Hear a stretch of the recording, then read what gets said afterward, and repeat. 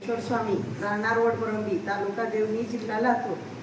मला खाली बसलं तर उठता येत नव्हतं। पायापासून पूर्ण डोक्यापर्यंत वेदना होत्या। माझ्या पूर्ण 95% कमी झालेत। मी आता खूप काम करते, शेतात पण थोडं थोडं काम करते आणि आम्हालाही थोडे थोडे गुण आले। तर मला खोकलाही लागला होता, इतका खोकला लागला होता, इथं जेवण करते वेळेस मला ठसका लागला होता।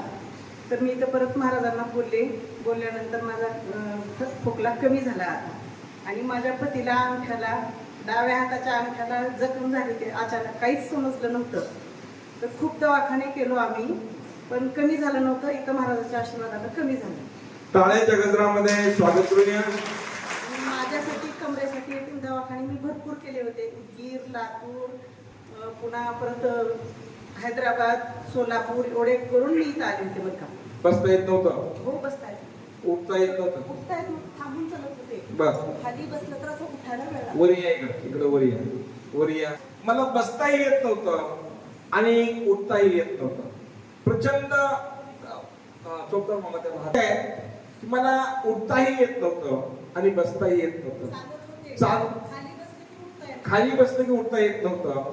इतकं माझी कंबर दुखत होती, त्रास होत होता।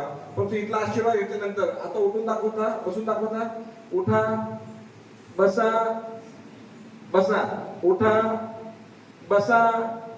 त्या सांगतायत मला उठताही येत नव्हतं आणि बसताही येत नव्हतं। माझा स्वभाव हाय, हा सूर्य, हाय जयद्रथ। खरं का खोटं मला काय माहिती। जे खरं आहे ते खरं आणि खोटं आहे ते खोटं। थांबा, बाहेर जावा, बाहेर जावा, उठा हो आजी, हो चल बाहेर जा। येत नव्हतं आणि बसताही येत नव्हतं, असा माझा प्रॉब्लेम होता। इथला आशीर्वाद घेतला, आता मी उठू शकते, मी बसू शकते। बाबांनो, जे जगात कुठंच घडत नाही ते या मलकापूर मध्ये घडतं। हाच या मलकापूर नगरीचा महिमा आहे, हाच या नगरीचा महिमा आहे। धन्यवाद देतो। आणि कालच्या पौर्णिमेला तुम्ही, मला वाटतं कालच्या पौर्णिमेला होता का, तुम्हाला अनाउन्स केलं तर तुम्ही पुढे आलो नाही काल।